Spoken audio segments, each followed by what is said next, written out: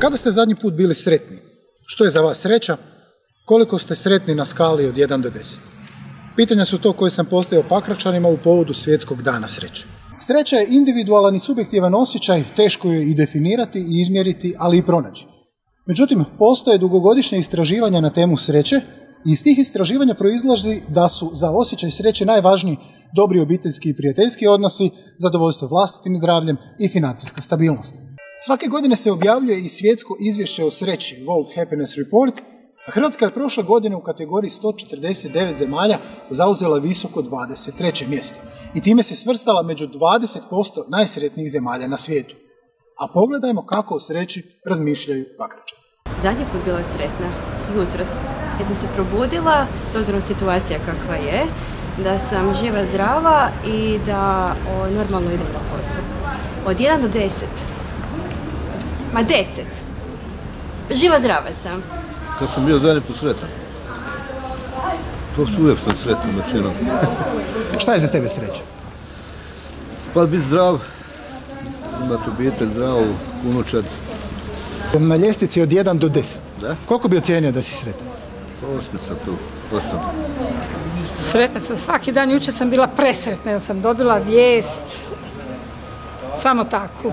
Znači da mi je unuk uspio, da je cijela porodica uspjela, sretna sam što mi je muž živ, takav kakav je. Na ljestvici od 1 do 10, koliko bi rekla da si sretna? 10.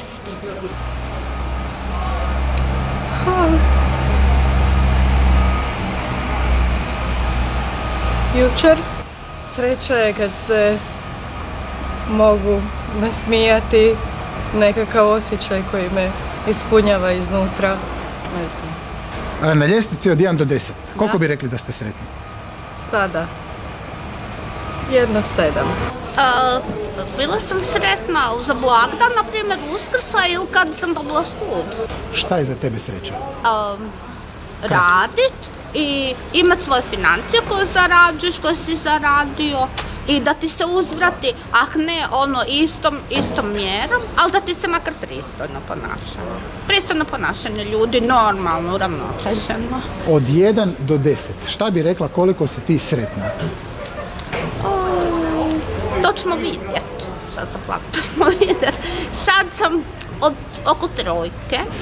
Hvala ti. Sretna sam svaki dan. Kad se probudim i saznam da su moja unučadi zdrava i dobro i da moj muž zdrav i dobro. Znači svaki dan sam sretna. I kad se probudim da pušim, pijem kavu, naravno, još sretnije. Od 1 do 10, šta bi rekla koliko si ti sretna osoba? 9%.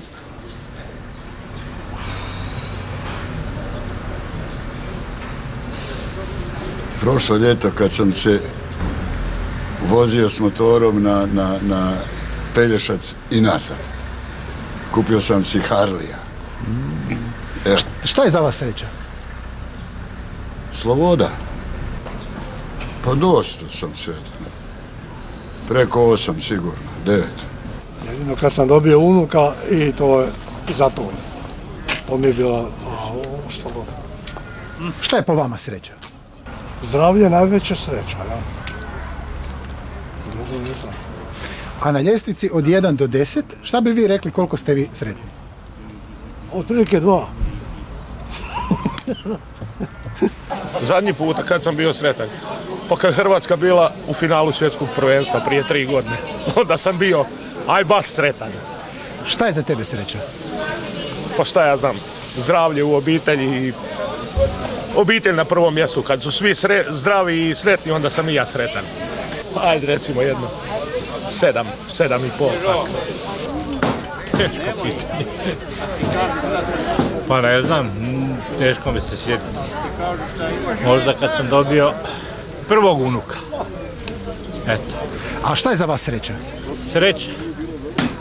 Pa nekakav normalan život, ništa više. Od 1 do 10.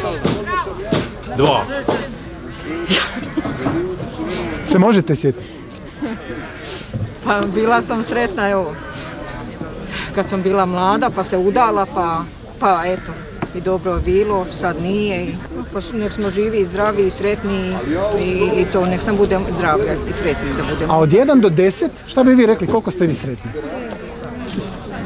Sretni i zbog čega? Ja sam uvijek sretan. Sreća, zdravlje, numer anje. Kad sam zadnji put bio sretan i zbog čega? Evo, u nedjelju, zato što sam postao ujak. Sreća. Znači, sreća ne mora biti nešto materijalno, dovoljno znači da čovjek zdrav, da su mu zdravi svi koje voli. Na ljestvici od 1 do 10, šta bi rekao koliko si ti sretan? 20. Upravo zbog toga što sam postao ujak. Znaš kad? Kad? Kad sam postala mama. Kad smo rodili djecu. 10.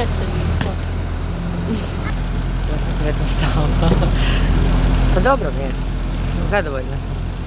Za mene je sreća, zdravlje, kad uživam u trenucima koji su ispred mene.